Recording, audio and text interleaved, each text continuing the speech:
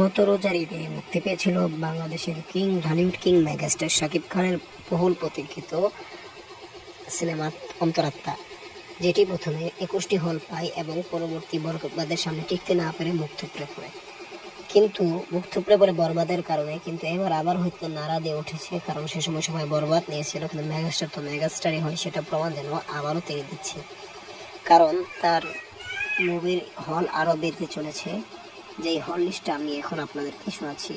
Lion Cinemas canyons Dhaka, grand Sylhet movie theatre Sylhet, Madhumita cinema hall Dhaka, Shyamoli cinema Dhaka, Sena auditorium Savar, Momo Inn Bogura, Azad cinema Dhaka, Chandmahal Kanchpur, Rajtilak cinema Rajshahi, Tamanna cinema Saidpur, Satla cinema Rangpur, Rupkatha Pabna.